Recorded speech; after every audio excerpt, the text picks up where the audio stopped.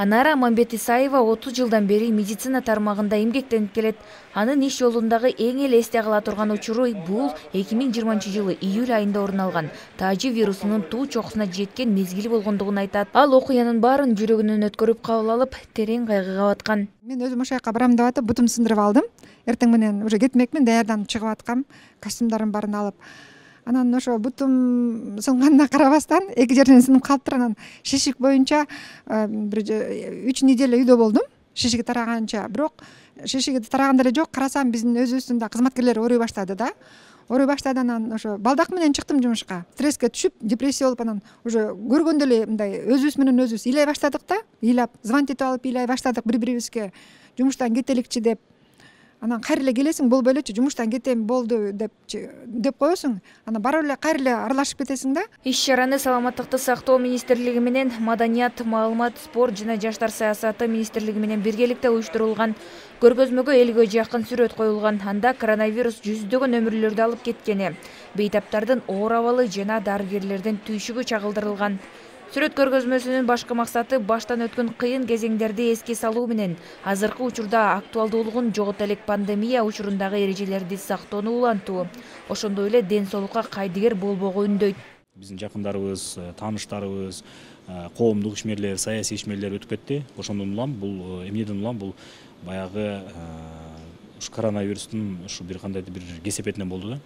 Анан ошол күндөрдү эстеп, ошол күндөрдү дагы эскерип, ошол күндөр дагы кайталанбасын, ошол күндөр дагы болбосун, элементардык ошо эрежелерди сактап, бет кап тагынып турганга деп, бул атайын ушу дагы бир жолу эскерип, ушул сүрөттөрдү коюп, эмнеге дегенде, ошол июль окуясында, ошо июль айында ошо ар бир адамдын, ар бир кишинин башына ушул келген да, ушул күн. Бул жерде сүрөттөрдү көбүнчө ошол мэриянын, Бишкек мэриясынын, өкмөттүн, президенттик администрациянын ошол эле маалда ошол кээ бир ошол сүрөтчүлөрдүн тарткан сүрөттөрүн алып, бир чакан эле сүрөтчүлөр экен, ошолордун сүрөтүн уруксаты менен алып, ошолорду пайдаландык.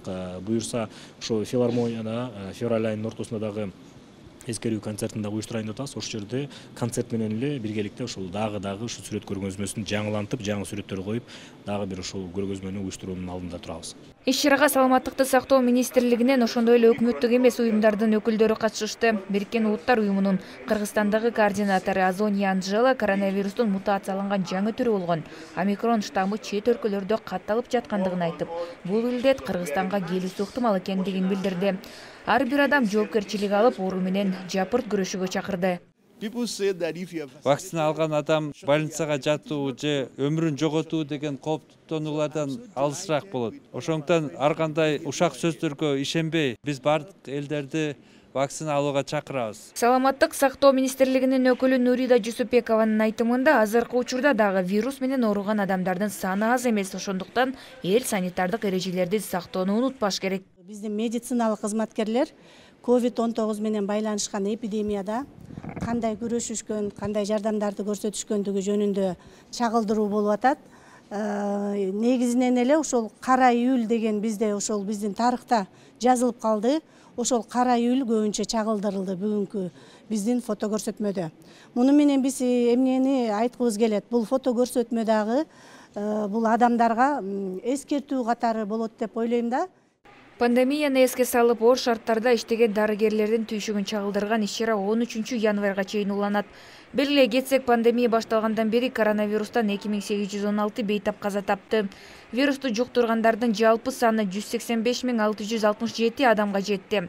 Вакцина алгандар өлкө боюнча 1.242.000ден ашты. Зымрат Эркинбекова, Жолборс Пайзылдаев, Марал Кабар.